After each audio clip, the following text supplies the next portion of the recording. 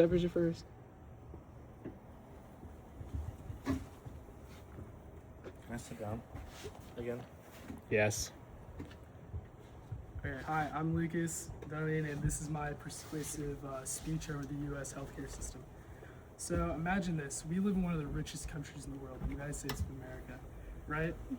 Yes. But we actually have one of the worst healthcares in the whole world. So here we go. The U.S. healthcare system is deeply flawed due to the high cost, unequal uses, and the inefficiencies. And they must be fixed for our U.S. citizens. So my first point is the high cost. So the U.S. spends on more per capita on the healthcare system than any other thing in our country, or any other country. We spend more money on healthcare. So even the other high countries like maybe the UK or France or Russia or Canada, we spend more than all of them. And our citizens still face high bills on whatever medication they get, whatever procedure they get, whatever doctor's visits they have. They get high bills on that, and their insurance premiums are through the roof. So the high cost makes it very hard for people to get health care and the care they need. So for me, when I was born with craniodysplasia, I want to say. So basically what that means is that my head, if I didn't get this procedure, I'd look like one of the Coneheads from that movie. So when I was young, I actually went to California because it was cheaper than getting my procedure done in Michigan. So for that, that's just one example of how expensive that the healthcare system can be.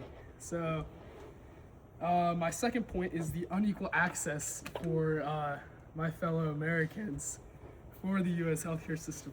So fun fact, most healthcare is actually tied to jobs.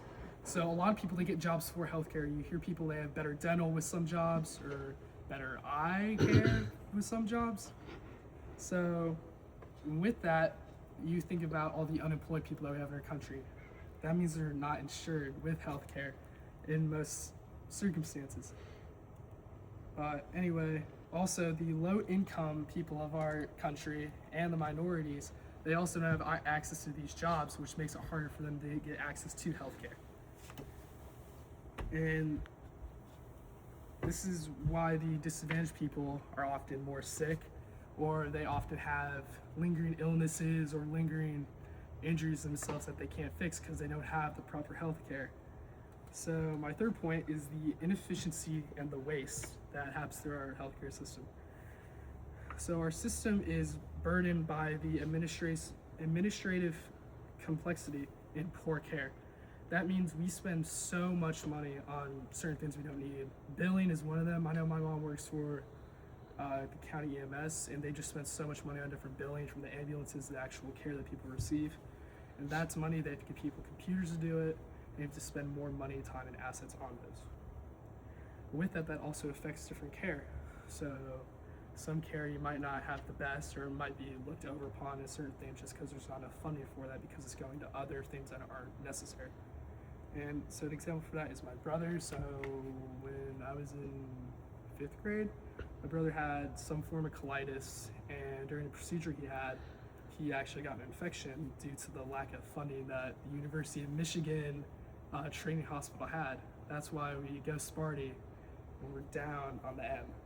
No Michigan. But anyway, Alec is all right now, but that's just one example on how the lack of care and overlooking is just terrible for what you do have to pay for the healthcare that you receive. So in the end, the healthcare system is really jacked up. It's too expensive, and there's so many things that can be fixed about it, and there's so many things that need to be fixed about it. So in order for this country to have a good healthcare system, there needs to be swift action for certain things, and these things need to be abolished. Thank you so much for listening to my speech. Woo!